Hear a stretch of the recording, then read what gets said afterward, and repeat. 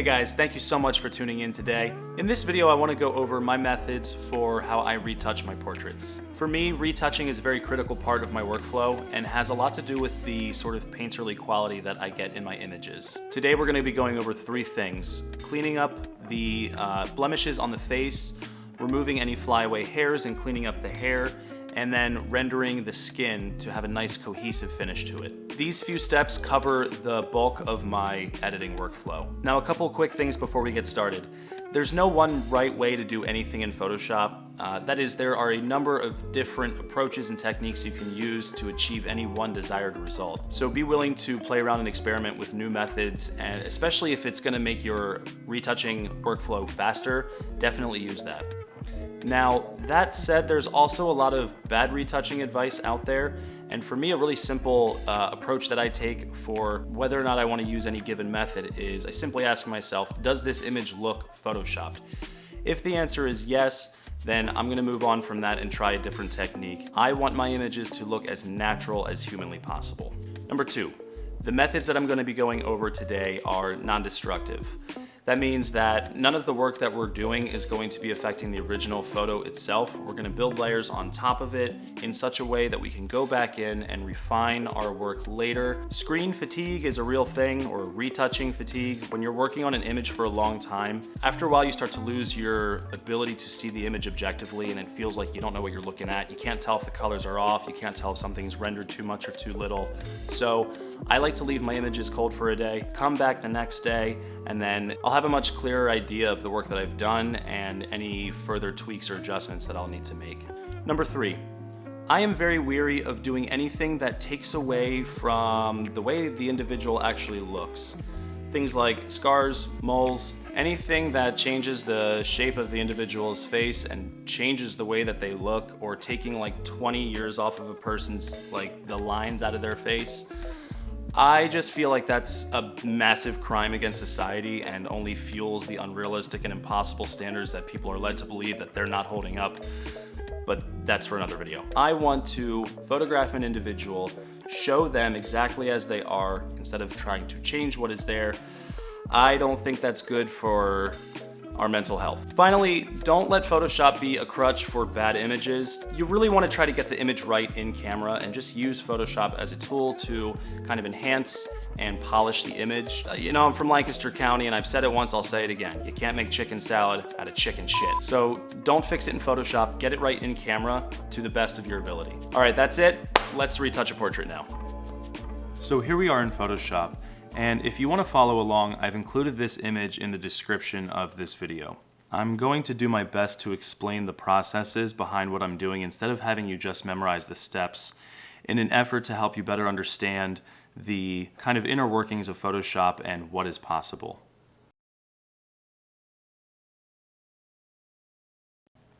So the first thing I'm going to do, just for safety and for good measure, is to create a duplicate of my background layer.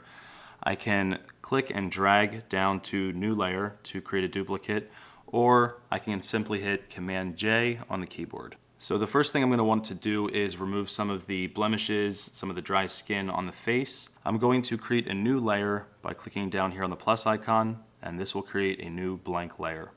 Let's call this Blemishes.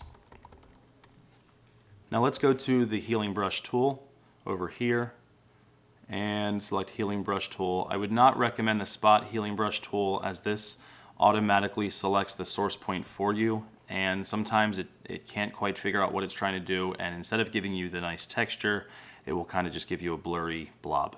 So let's go with the Healing Brush tool so you can custom select your source point.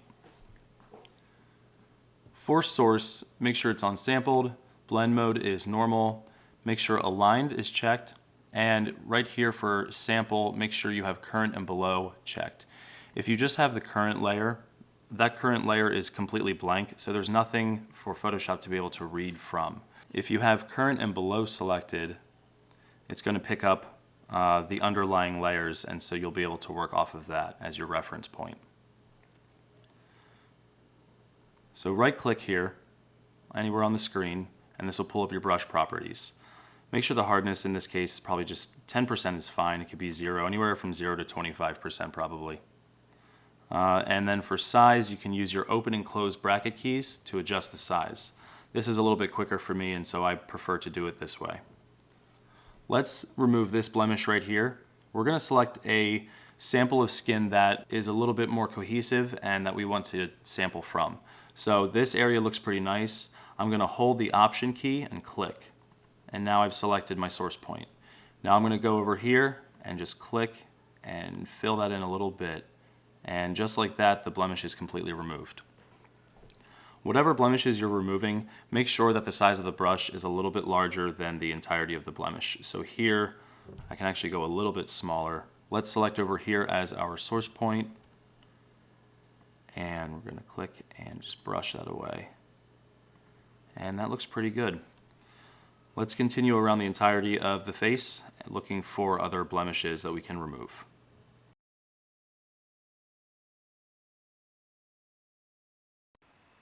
As I'm going around scanning over the face, I want to make sure not to remove any little moles or freckles or scars, things of that nature that are permanent on the face. I want to usually keep. Again, this is in the interest of keeping with the integrity of the way the individual looks. But anything that can be gone on the face in a week, I consider something to be removed, such as a pimple, dry skin, or anything like that.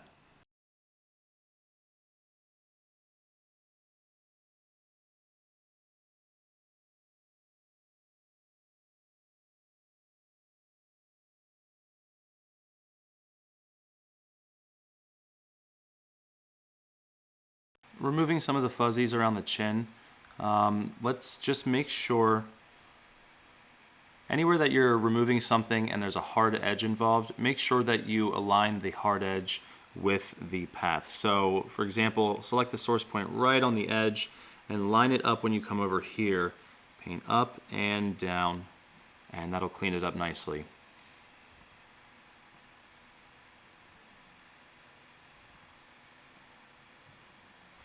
I think that looks pretty good as far as blemish removal. There wasn't a whole lot to clear away. Let's zoom in a little bit and look at the before. If you look here on the cheek and up at the forehead, and after. Before, also on the nose and the chin a little bit, and after.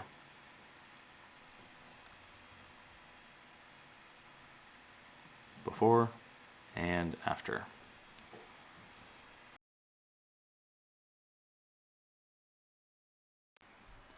Next we have flyaway hairs.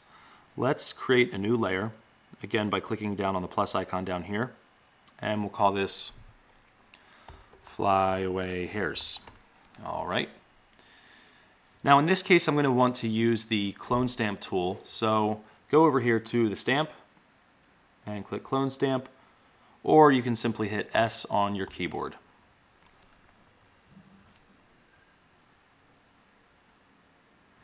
Again, let's make sure the blend mode is on normal, opacity and flow are at 100%, aligned is checked, and sample is current and below. Now, as you can see, this background has a little bit of a gradient, so if I don't select a source point that's really close to the hair, which will give me the closest replica of the background, if I select over here, for example, and try to paint over here to remove hair, you're going to see that clear line because it's much darker over here. So just make sure that the source point is close to the hair that you're trying to remove. I'm going to start by removing the most obvious flyaway hairs, and we'll sort of work our way in, making sure to zoom back out at full screen so we can see the entire image, and that way we can know if we've overworked an area or not. So let's get this big guy right here. I'm going to right click again, make sure the hardness is all the way down to 0, and the size. Using the open and close bracket keys, let's make it just a little bit bigger than the hair that we're removing.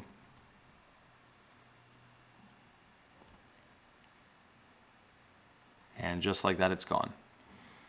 Again, press Option, find a source point really close to the hair,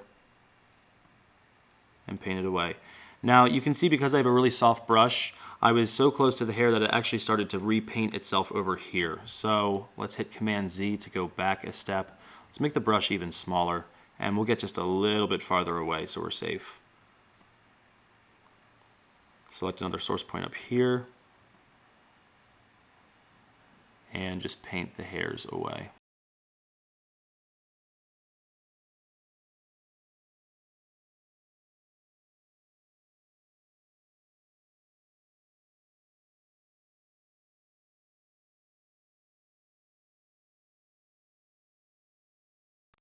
Let's make our brush a little bit bigger and make sure the hardness, let's turn the hardness up to maybe 30%. What we're trying to do is kind of fade these hairs just a little bit to make it a little bit less abrupt. So I'm going to select a source point right, just a little bit outside of the body of the hair, and come in.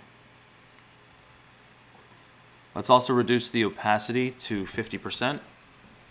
And I'm going to come in here selecting a source point right about here and just start brushing in. And we're just going to slowly soften off that edge a little bit. Maybe a little bit down here as well.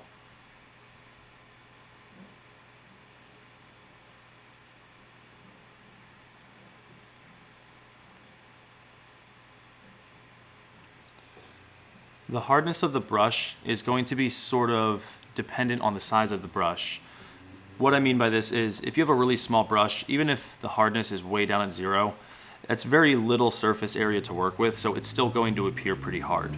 So if the brush is larger, you want to harden up the edge just a little bit, kind of finding that sweet spot. You can kind of play with it and then just use Command Z to step backwards, kind of experiment and see what's working, what looks good.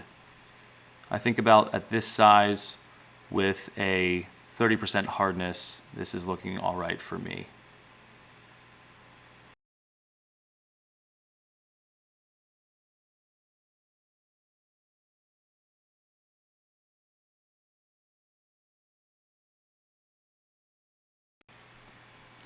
Let's look at the before and after for the flyaways around the edge of the hair. Before and after.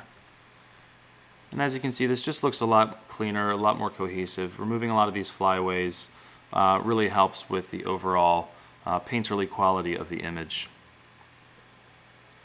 Now let's say you've worked in just a little bit too much. One thing we can do to kind of go backwards is create a mask over this layer.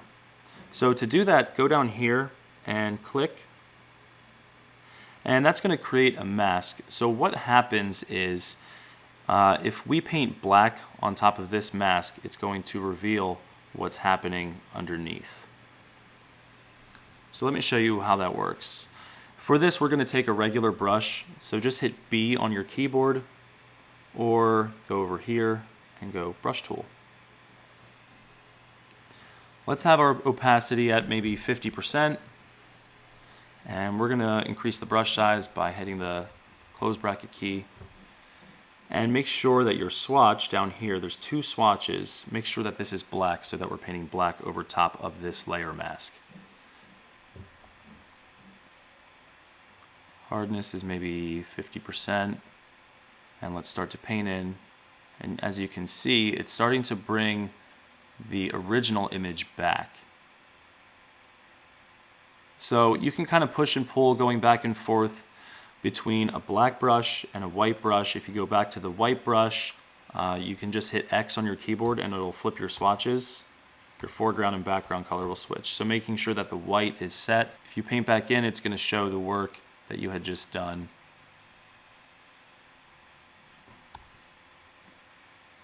So you can kind of go back and forth and find a sweet spot where it looks the most natural to your eye. Let's now address some of the hairs that are running perpendicular to the body of the hair.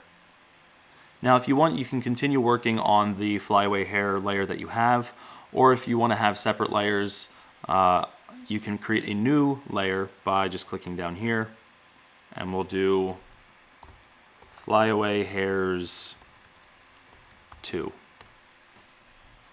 Let's go back to the clone stamp by pressing S on our keyboard.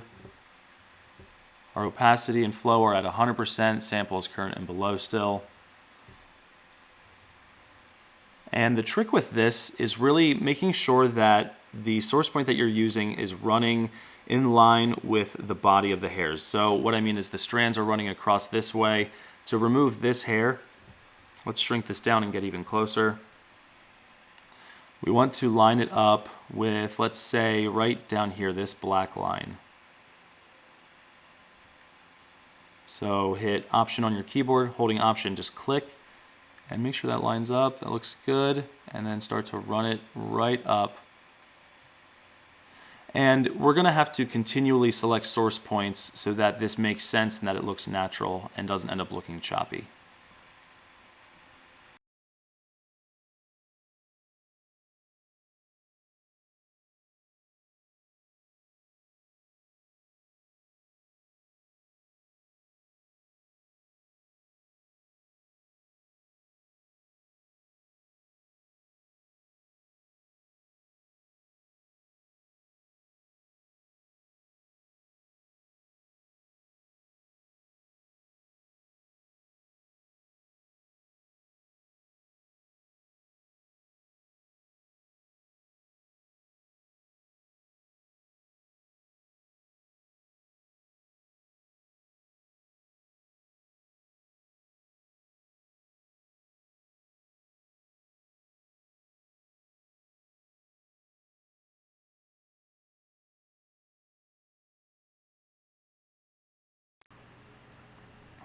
Bring the hardness up maybe. I'm going to go up to about 25, 26%.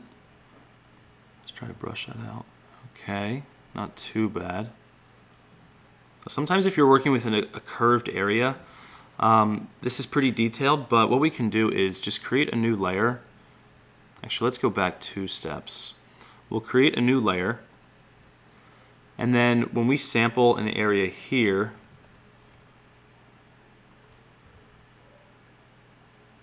and the curve doesn't quite match, once you've clicked, if you hit Command T on your keyboard, it's going to actually take that selection and you can move it until it lines up. Let's give that a try. It looks a little bit better. Let's keep going with this.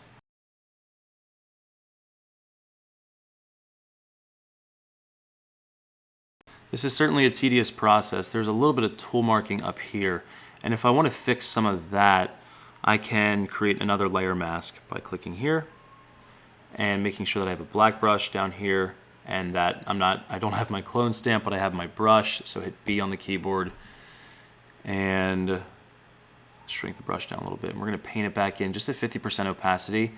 See if we can sort of blend it a little bit. And then if we want to go in and refine those again, we'll just create another layer. Call this Flyaway Hairs. We'll make that 4 because we have a Flyaway Hairs 3 here.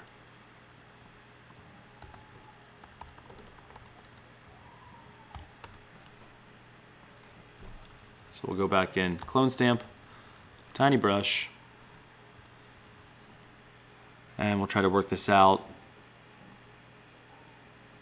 in more detail.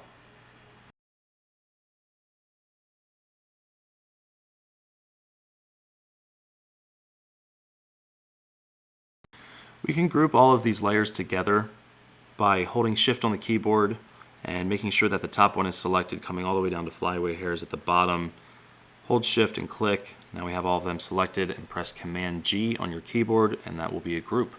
You can rename this Hair Cleanup or whatever you like. Let's look at the before and after the hair cleanup. Here's before and the after. Before and after. Let's zoom in a little bit here. Look at the before and the after. This work isn't perfect. I kind of moved through this quickly. You can continue to clean up hairs as you wish, and some areas are going to be very tricky and you have to move really slowly to make sure that it looks natural.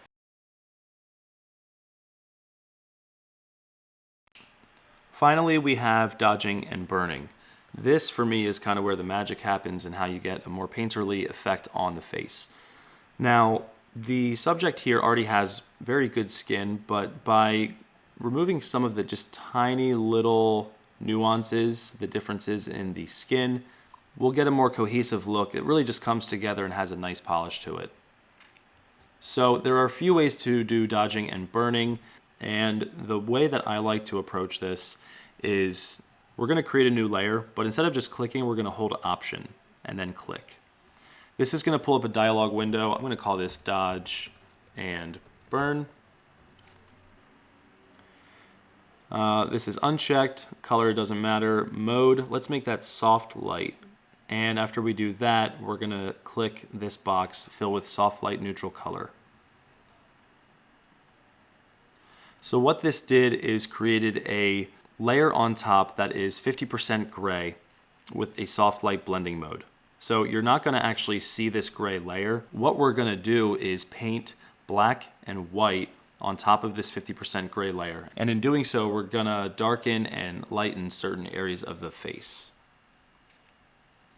So I'm going to have a regular brush, so just press B on the keyboard. Make sure that your swatches are black and white. Now, if these are different colors and you just want to have black and white, just hit D on your keyboard. So if I went here and like I've got a red and a, oh, I don't know, kind of strange teal. If I just hit D on the keyboard, it'll go back to black and white. So with the brush and my opacity at, just 5% probably to start, let's go in, making sure that we have a soft brush. 10% is fine. And we're going to just start to clean up areas like right here. This is a touch darker, here, here, here. So let's flip the swatches by hitting X on the keyboard. Now we have a white brush. We'll shrink it down. And we're going to just very lightly, we're going to start to paint in this area. Now you almost can't even see what's happening because it's such a gradual process.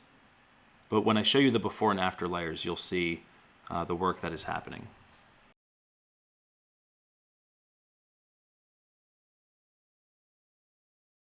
Let's zoom out, hit Command 0 to go back to the full image, and we'll turn the layer on and off.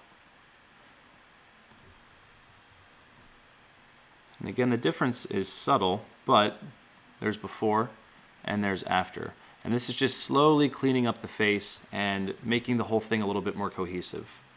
I'm going to work a few more areas and show you the before and after so you can get a better representation of the effect that we're doing here. With smaller areas like this and a smaller brush, I like to bring the opacity up to maybe 15%, and that way the effect is just a little bit quicker. And with just a couple clicks, it'll clean it up. If you want to have an easier time seeing where blemishes are on the face, we can create what are called check layers.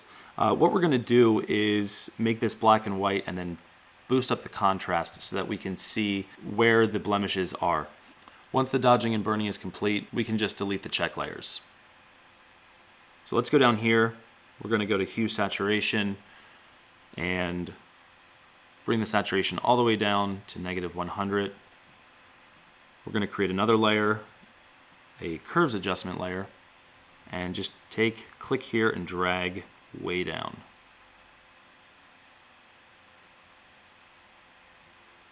Now we can see there's more contrast, so we can see where these blemishes are a little bit more easily. Let's go back to our dodge and burn layer, click here, and we'll keep working.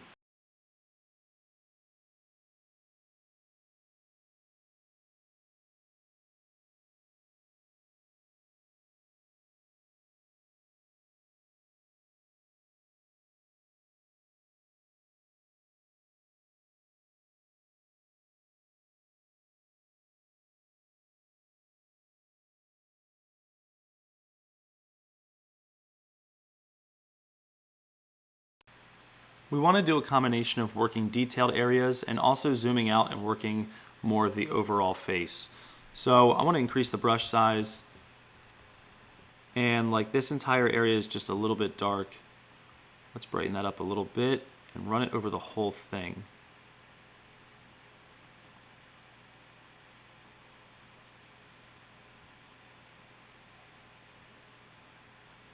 Make sure that you are, for larger areas, accentuating highlights by making them brighter and darkening areas that are already in shadow. So this area here, there's a little, it's kind of a mid-tone, but I want to brighten this whole cheek up a little bit. So I'm going to brighten that up like so. Let's do a few passes over the bridge of the nose where there would be a highlight. Another large area here on the cheek.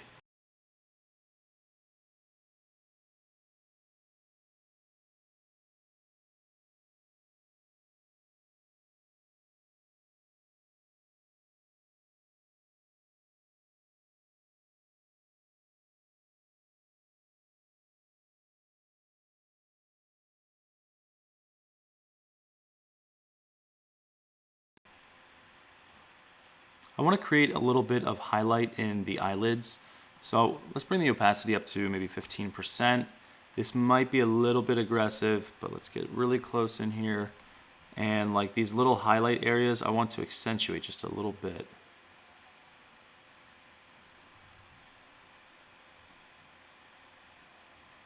This will help make the eyes pop.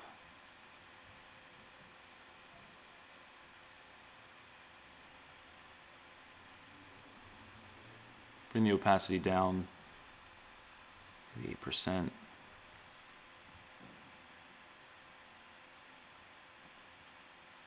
And just run one pass over the eyelid, the lower eyelid.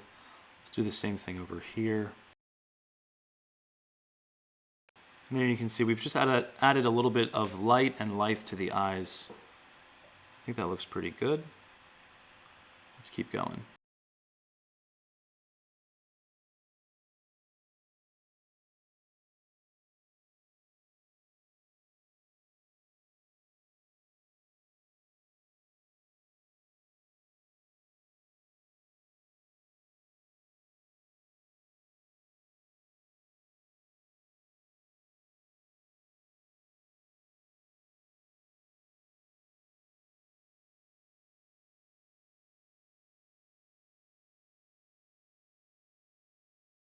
Let's put a soft line right here at the cheek to accentuate that area a little bit.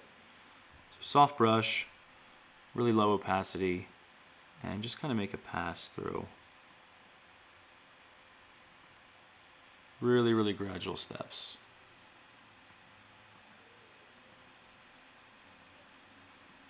Starting to look really good.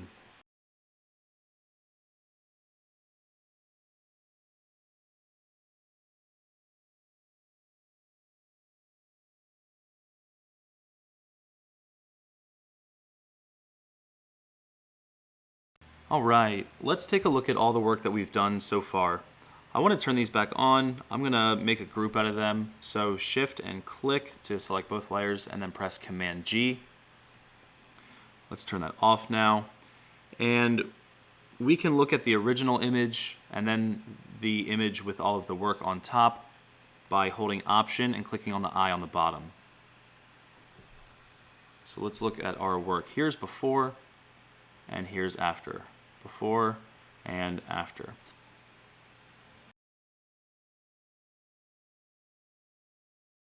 One last thing, because she has hazel colored eyes, I want to brighten these up a little bit. Now, if she had really dark brown eyes, this effect would not work too well, so I wouldn't recommend doing this on anyone that doesn't have lighter colored eyes that illuminate nicely. So let's click on our Dodge and Burn layer. It's the second from the top. We're going to create a new Curves adjustment layer by clicking down here and going to Curves. We're going to brighten the whole image by clicking in the middle and just dragging up, maybe to about there. Now we're going to invert this mask so that the brightening effect that we just did is covered up. And we're going to do that by pressing Command I on the keyboard. Let's make sure that the mask is selected, not the curves layer. Press Command I on the keyboard and it will invert the mask. So now that it's completely blacked out, black conceals and white reveals. So we can brighten up just the eyes by painting a little bit of white on the mask. So let's zoom in. Press B for your brush. Let's open up that brush a little bit. Make sure that your swatch is white, so press X. And you want to brighten the area that is opposite of the catch light. So the catch lights are up here. we're only going to brighten mostly down here. Let's get our opacity back to 100%. And we have a soft brush. Let's go like 25% maybe. Shrink that down, and we're just going to dab right there. Maybe one more dab, a little higher. And we'll do the same thing over here, just like that. Now we've brightened the eyelid underneath, so we'll just hit X on the keyboard. So now we have a black brush. Let's harden the edge a little bit, and we can paint back. So just the eye is being brightened.